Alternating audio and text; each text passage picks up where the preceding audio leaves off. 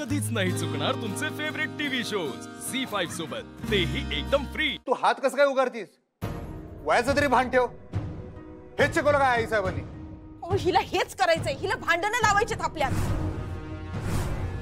म्हणून ही दर येळेला भांडणं उकरून काढत्या। दुर्गे, काय तेच काय बोलतीयस? हा अगं, त्यांनी भांडण उकरून काढले का? मी स्वतः बघितलंय। तू सुरुवात केलीस। आणि खिरीसारख्या एवढ्याशा गोष्टीवरून भांडण उकरायची काय गरज होती ग?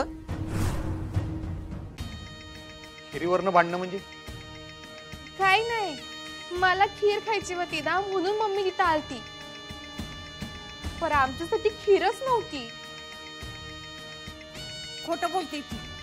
खीरवती पण दुर्गेनं सांडली, त्याच्यावरून या करून देत होत्या, पण हीच नाही म्हणली, उगा भांडत बसली। भांडण उकरून काढती या। हा ते आता तू बी तिचीच बाजू घे। तुला काय वाटलं ग का तू तिची बाजू घेतलीस तर ही बाई तुला घरात ठेवून घेईल? हा अगं खुळी आहेस का तू? अगं तुला हिच्या बारीक सारीक गोष्टी दिसत नाहीत का? मलाच दिसतायत का फक्त? ही बाई का नाही त्याच बारीक सारीक गोष्टीचा डोंगर करणार आहे आणि त्या डोंगराखाली आपल्याला गाडणार आहे। या बाईला का नाही घराचा समजा कारभार आपल्या हातात घ्यायचा आहे। अधिपती, या बाईला का नाही माझ्या ताईची जागा घ्यायची। अहो तुमच्या आई साहेबांची जागा घ्यायची तिला, म्हणून मला का नाही सहन होईना झालंय, म्हणून मी ह्या बाईशी भांडत होती आणि म्या भांडण नाही उकरून काढलं। अहो लई दिस झाले, मी लई सहन करायले या बाईचं। तुम्ही बघितलं ना वा, तळलेल्या मोदकांची ताईची परंपरा मोडाय निघालती। एक एक करत समजा बदलणार आहे ताईचं आणि समद्यावर स्वतःचा शिक्का मारणार आहे। आणि अधिपती, तुमच्या कपाळावर मी स्वतःचा शिक्का मारल्याशिवाय ही बाई शांत बसणार नाही।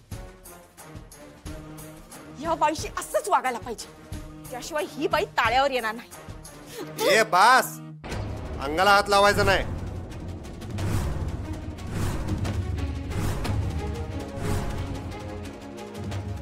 मावशी, काय झालं तुमची? कुठली पद्धत आहे बोलायची? कशा बोलताय तुम्ही मॅडमशी? आणि हे सूर्यवंशींचं घर आहे, इथे अशी भांडणं नाही होत। हो, हमरी तुमरीची भाषा करून बायकांनी भांडणं करायची, हे काय चाललंय आजी? हे सगळं असं पहिल्यांदाच होतंय या घरात। हे असलं अजिबात चालणार नाही बरं का मावशी मला। अगं कुठल्या लेवलवर चाललंय तुझी? आई साहेब जर इथं असत्या का नाही, त्यांनी अजिबात हे असलं काही खपवून घेतलं नसतं। माझ्यावर बी त्यांचेच संस्कार आहेत, एवढं लक्षात असू द्या। अजिबात त्यासने काय बोलायचं नाही। हात काय उगारतीस ग? परत जरी असलं काही केलंच का नाही, माझ्यासारखा वाईट कोण नसेल एवढं लक्षात ठेव। जरी मी त्यासने आई साहेब म्हणत नसलो तरी त्यांनी जन्म दिलाय, मला एवढं ध्यानात राहून दे।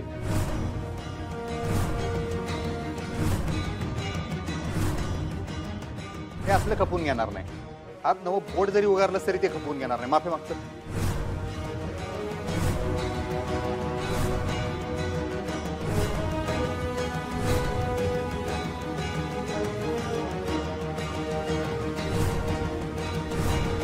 काय म्हणलं? अगं माफी माग। तो असला अपराध तुझाच नव्हतं, कोणाचाच खपून घेतला जाणार नाही या घरात। हिम्मत कशी होती एका बाई माणसावर हात उगारायची? हा आणि काय माझी बाजू कसली घेतेस तू आणि मी तुझ्या बाजूने उभं राहायचं?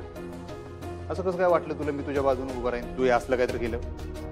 अहो अधिपती, मला असं वाटलं का मला जे दिसतंय ते तुम्हाला बी दिसत असेल। अधिपती, तुम्हाला कळत कसं नाही? ही बाई घरात आल्यापासून एकच काम करते, ताईची जागा बळकवण्याचं। हिचा तोच प्रयत्न चाललाय। हिच्या समध्या गोष्टी त्याच दिशेने चालल्यात। तुम्हाला का समजना अधिपती? तुम्हाला नसेल तुमच्या आई साहेबांबद्दल काही वाटत, तर मला माझ्या ताईविषयी काळजी आहे।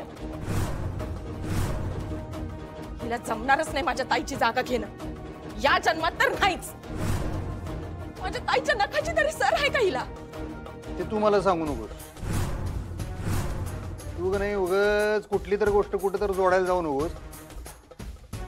आई साहेबांची आणि ह्यांची तुलना तू मला सांगू नकोस. बरोबर आहे, ताईच्या आणि हिची तुलना होऊच शकत नाही. अहो माझी ताई कुठं रुबाबदार करारी, आणि ही बाई नेबळ्यात गोगल काय आणि पोटात पाय.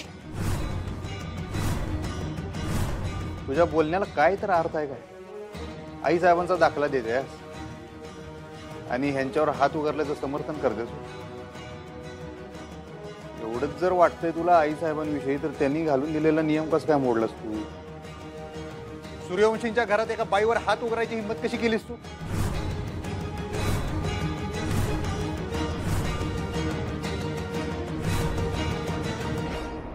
चल माफी माग. आता काय सांगतो, माफी का मागानस? अधिपती, मी या बाईची माफी नाही मागणार. अहो आधी हिनं उचकवलंय मला, म्हणून मी हात उगारलाय तिच्यावर. माझी काय बी चूक नाही अधिपती. आई शपथ लाज वाटते ग तुझी मावशी. खरंच सांगतो तुला लाज वाटते बघ. माझा नाही तुझा नाही, तू आई साहेबांचा अपमान केलायस एवढं ध्यानात येते काय तुझ्या? मोठी चूक केली, ही अपेक्षा नव्हती तुझ्याकडनं. हिच्याकडनं दुसरी अपेक्षा काय करणार? हिला वाटतं की भुवनेश्वरी इथं नाहीये तर तिची गादी ही चालवणार. हेच करत आली आयुष्यभर. आई चांगलं चाललेलं दिसलं की त्याच्यामध्ये खुसपट काढायची, भांडणं काढायची, आगी लावायच्या. आणि आज काय केलंस तू? अंगावर धावून गेलीस. कोणाच्या? चारुलताच्या, या घरच्या मालकिणीच्या. हिम्मत कशी झाली तुझी? मावशी, खरंच खूप चुकीचं केलंय तुम्ही. तुम्ही भुवनेश्वरी मॅडमचं नेहमी कौतुक करता ना, त्यांचा मान राखता ना. आई पण त्यांच्याच वयाच्या आहेत. असं कसं बोलू शकता तुम्ही त्यांच्याशी? तेच तेच म्हणाले म्या. ताईची जागा घ्यायचा प्रयत्न चाललाय या बाईचा. आणि आता तुम्ही तिघ जण एकत्र राहून मलाच बोलणार वय? ते इथं कोणी एकत्र बिकत्र नाही, तुला बी चांगलं माहित आहे. ते तुझी चूक आहे, तुला सगळे बोलणार. तुझी चूक मान्य कर. आई साहेबांचं एवढं नाव घ्यायलास. जर आई साहेब इथं असत्या तर तुला काय शिक्षा दिली असती कल्पना आहे ना व? तुला काय बोलल्या असत्या, काय करायला लावलं असतं माहित आहे ना व? मी म्हणते हिला पण शिक्षा केली पाहिजे, चांगली कडक शिक्षा केली पाहिजे. त्याशिवाय हिचं डोकं ताळायला नाही येणार. इतक्या हिला थांबवायचा प्रयत्न केला पण हिचं तोंड बंदच करेल नाही. हा अधिपती, काय झालं तरी हिला शिक्षा झालीच पाहिजे. द्या मला शिक्षा द्यायची ना, द्या. आणि स्वतःच्या पायावर धोंडा मारून घ्या. हा अहो अधिपती, आद्ये, मी तुमच्या भल्याचाच विचार करायला. तुम्हाला दिसत कसं नाही ही बाई आपल्या ताईची जागा घ्यायला, म्हणून मी हिच्याशी भांडत होते. ताईच्या समध्या गोष्टी बदलून स्वतःच्या मनासारखं करायला ही बाई. तुम्हाला जर असं वाटत असेल का नाही, ही बाई गोड गोड बोलत्या, लई सोजवळ आहे. पर एक दिस बघा, ही गोगल काय का नाही तिच्या पोटातले पाय दावणारच आपल्यासनी. बघाल तुम्ही एक दिस. काय बोलतीस तू? तुला बरं वाटतंय बघ. अगं वयाचा तर मान ठेव की. हा असं का करायलास? एक फालतूचा शब्द ऐकून घेणार नाही बरं काय मी मावशी.